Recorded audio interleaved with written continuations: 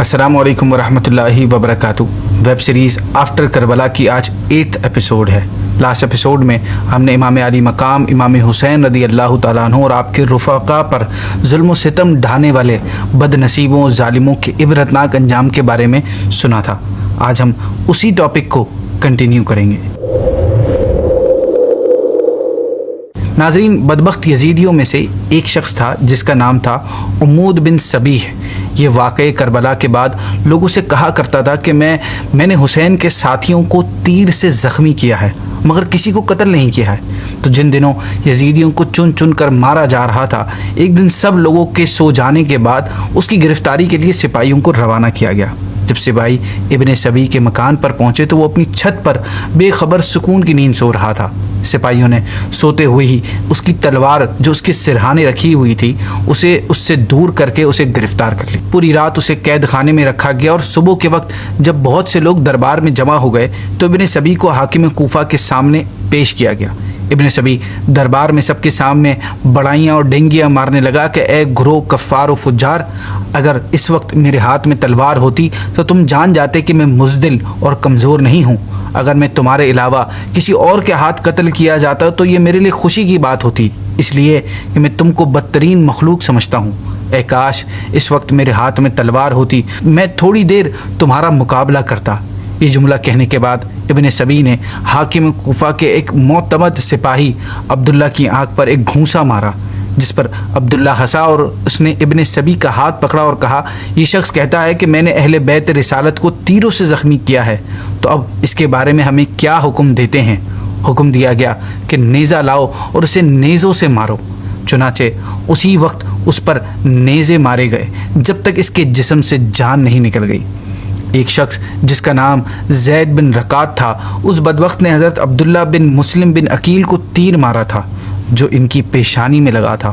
انہوں نے پیشانی کو بچانے کے لیے ہاتھ آگے رکھا تھا مگر تیر اتنا تیز تھا کہ وہ ہاتھ سے پیشانی کے ساتھ پیوست ہو گیا، اور جب کوشش کے باوجود ان کا ہاتھ پیشانی سے جدا نہیں ہو پایا تو انہوں نے بارگاہ الہی میں دعا کی، یا اللہ، یا رب العالمین، ہمارے دشمنوں نے جیسے ہمیں ذلیل کیا ہے تو بھی ان کو ایسا ہی ذلیل کر، اور جس طرح انہوں نے ہمیں قتل کیا ہے تو بھی ان کو قتل کر۔ اور جب کوشش کے باوجود ان کا ہاتھ پیشانی سے جدا نہیں ہو پایا تو انہوں نے بارگاہ الہی میں دعا کی، یا رب العالمین، ہمارے دشمنوں نے جیسے ہمیں ذلیل کیا ہے تو بھی ان کو ایسے ہی ذلیل کر، اور جس طرح انہوں نے ہمیں قتل کیا ہے تو بھی ان کو قتل کر۔ پھر زید نے ان کے پیٹ میں ایک تیر مارا جس سے وہ شہید ہو گئے۔ ابن رکات کہا کرتا تھا کہ ان کے پیٹ کا تیر تو میں نے آسانی سے نکال لیا مگر جو تیر پیشانی پر لگا کوشش کے باوجود نہیں نکل سکا۔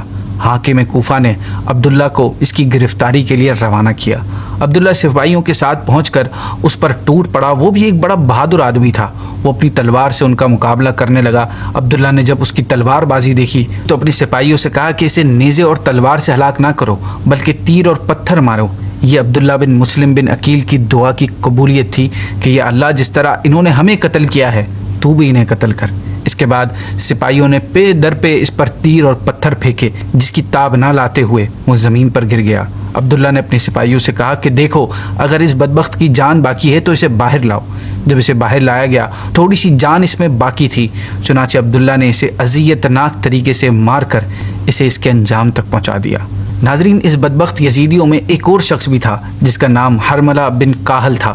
یہ ظالم اور سفاک یزیدی ہے جس نے شیر خوار حضرت علی اصغر رضی اللہ تعالیٰ عنہ کے پھول جیسے نرم و نازک حلق پر تیر چلایا تھا۔ باغ رسالت کا وہ پیارا سا خوشبودار پھول ایک دم میں مرجھا گیا تھا۔ جب اس بدبخت کو سامنے لایا گیا تو جلاد کو حکم دیا گیا کہ حرملہ کے گلے پر تیروں کی بارش کی جائے اور نزع کے وقت آخری تیر گلے کے آر پار ہونا چاہیے۔ چنانچہ ایسا ہی ہوا اور اسی طرح تڑپ تڑپ کر حرملہ اپنے انجام کو پہنچ گیا۔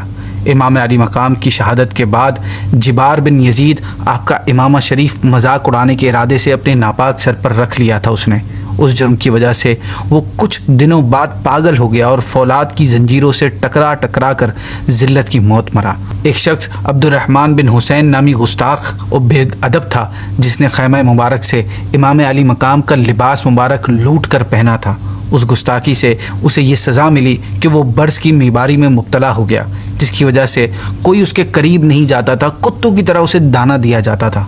مرتے وقت اس کا چہرہ مسخ ہو گیا تھا۔ یزیدی فوج کا ایک سپاہی اسود بن حنظلہ نے امام علی مقام کی تلوار اپنے قبضے میں کر لی تھی۔ اس بے ادبی کی سزا اسے یہ ملی تھی کہ وہ جزام کی بیماری میں مبتلا ہو گیا تھا، سارا بدن اس کا پھوٹ پھوٹ کر بہنے لگا تھا۔ حضرت ابو الشیخ فرماتے ہیں کہ ایک مجلس میں لوگ آپس میں گفتگو کر رہے تھے کہ امام حسین رضی اللہ تعالیٰ عنہ کے قتل میں جس کسی نے بھی کسی طرح کوئی مدد کی ہے وہ مرنے سے پہلے کسی نہ کسی عذاب میں ضرور مبتلا ہوا ہے۔ اسی مجلس میں ایک بوڑھا بیٹھا ہوا تھا، اس نے کہا میں نے بھی مدد کی تھی مگر میں کسی عذاب میں مبتلا نہیں ہوا۔ اتنے میں وہ چراغ درست کرنے کے لیے اٹھا تو اس چراغ کی آگ نے اس بوڑھے کو پکڑ لیا، جس سے اس کا پورا بدن جلنے لگا۔ وہ آگ آگ چلاتا ہوا دریائے فرات میں کود پڑا مگر وہ آگ نہیں بجھی اور اسی طرح جلتے ہوئے سسکتے ہوئے وہ بھیانک موت مر گیا۔ اسی طرح کے اور بھی واقعات کتابوں میں ملتے ہیں۔ ایک واقعہ یہ بیان ہوا ہے کہ ایک بوڑھا شخص امام علی مقام کے قتل میں شریک ہوا تو وہ اندھا ہو گیا۔ اس سے اندھے پن کا سبب پوچھا گیا تو اس نے بتایا کہ میں رسول اللہ صلی اللہ علیہ وسلم کو خواب میں دیکھا کہ آپ آستین مبارک چڑھاتے ہوئے اور ہاتھ شریف میں ننگی تلوار لیے کھڑے ہیں، آپ کے سامنے ایک چمڑا بچھا ہوا ہے اور 10 قاتلان امام حسین ذبح کیے ہوئے پڑے ہیں۔ جب آپ کی نگاہ مجھ پر پڑی تو آپ نے مجھے بہت ملامت کی اور ایک سلائی خون میں ڈبو کر میری آنکھوں میں پھیر دی۔ اسی وقت سے میں اندھا ہو گیا۔ حضرت علامہ ابن حجر مکی رحمۃ اللہ تعالی علیہ تحریر کرتے ہیں کہ یزید کے لشکر کا ایک سپاہی جس نے حضرت امام حسین رضی اللہ تعالیٰ عنہ کے سر مبارک کو اپنے گھوڑے کی گردن میں لٹکایا تھا، کچھ دنوں بعد اس کا چہرہ کالا ہو گیا تھا۔ اسی طرح روایت ہے کہ ایک بوڑھے نے بیان کیا کہ میں نے نبی کریم صلی اللہ علیہ وسلم کو خواب میں دیکھا کہ آپ کے سامنے ایک ٹرے رکھی ہوئی ہے جو خون سے بھری ہوئی ہے اور لوگ آپ کے سامنے پیش کیے جا رہے ہیں اور آپ اس خون کو ان کی آنکھوں میں لگا رہے ہیں، یہاں تک کہ میں بھی ان کے سامنے حاضر کیا گیا تو میں نے عرض کیا رسول اللہ صلی اللہ علیہ وسلم میں تو قتل حسین کے وقت موجود نہیں تھا، تو حضور صلی اللہ علیہ وسلم نے فرمایا تو اس کی تمنا رکھتا تھا کہ حسین قتل ہو، پھر آپ نے میری طرف اپنی انگلی کا اشارہ کیا تو میں اندھا ہو گیا۔ یہاں تو ہم ان ظالموں کے حوالے سے سن رہے ہیں جن کا تعلق واقع کربلا سے ہے، لیکن اس کے علاوہ بھی جو لوگ پیارے آقا صلی اللہ علیہ وسلم کے اہل بیت کے لیے اذیت کا سبب بنتے ہیں ان کا بھی بہت برا انجام ہوتا ہے۔ علامہ بارزی حضرت منصور سے روایت کرتے ہیں کہ انہوں نے ملک شام میں ایک ایسے شخص کو دیکھا جس کا منہ سور یعنی پگ جیسا تھا۔ انہوں نے اس سے اس کی وجہ پوچھی تو اس نے بتایا کہ وہ روزانہ حضرت علی رضی اللہ تعالیٰ عنہ اور ان کی اولاد پر 1000 مرتبہ اور جمعے کے دن 4000 مرتبہ لعنت بھیجا کرتا تھا، معاذ اللہ۔ ایک رات اس نے خواب میں رسول اللہ صلی اللہ علیہ وسلم کو دیکھا اور ایک لمبا خواب اس نے بتایا جس میں ایک بات یہ بھی تھی کہ حضرت حسن رضی اللہ تعالیٰ عنہ نے اس کی لعنت بھیجنے کی نبی کریم صلی اللہ علیہ وسلم کی خدمت میں شکایت کی تو آپ نے اس پر لعنت فرمائی اور اس کے منہ پر تھوک دیا تو اس کا منہ سور جیسا ہو گیا اور لوگوں کے لیے ایک عبرت کا نشان بن گیا۔ میدان کربلا میں موجود ایک یزیدی کے بارے میں تاریخ کی کتابوں میں یہ بھی آیا ہے کہ اس کے پیٹ کی طرف ایک ایسی سخت گرمی پیدا ہوئی کہ گویا آگ لگی ہوئی ہے اور پیٹھ کی طرف بیک سائڈ پر ایسی سردی کہ اللہ کی پناہ۔ اس کنڈیشن میں اس کے پیٹ پر پانی چھڑکتے، برف رکھتے اور کسی بھی طرح اسے ٹھنڈا رکھنے کی کوشش کرتے مگر ٹھنڈک پیدا نہیں ہوتی، اور پیٹھ کی طرف آگ جلا کر گرمی پہنچانے کی کوشش کرتے مگر اس سے بھی کچھ فائدہ نہ ہوتا اور وہ ہر وقت پیاس پیاس چلاتا رہتا۔ تو اس کے لیے ستو، پانی اور دودھ لایا جاتا لیکن 5 مٹکے بھی اس کو پلائے جاتے تو بھی پی جاتا اور اس کے باوجود پیاس پیاس کر کے چلاتا، یعنی اس کی پیاس نہیں بجھ رہی تھی۔ اسی طرح وہ مستقل اذیت میں رہا جب تک پیتے پیتے اس کا پیٹ پھٹ نہیں گیا۔ حضرت علامہ جلال الدین سیوطی فرماتے ہیں کہ شہادت حسین کے بعد کوفہ میں 1 سال چیچک کی ایک ایسی بیماری پھیلی کہ جو لوگ امام حسین رضی اللہ تعالیٰ عنہ کو شہید کرنے کے لیے گئے تھے ان کی 1500 اولاد چیچک سے اندھی ہو گئی۔ ناظرین، آج کی ایپیسوڈ میں ہم نے جانا کہ جس نے امام حسین کی شان میں بے ادبی گستاخی کی سب اپنی سزا کو پہنچے۔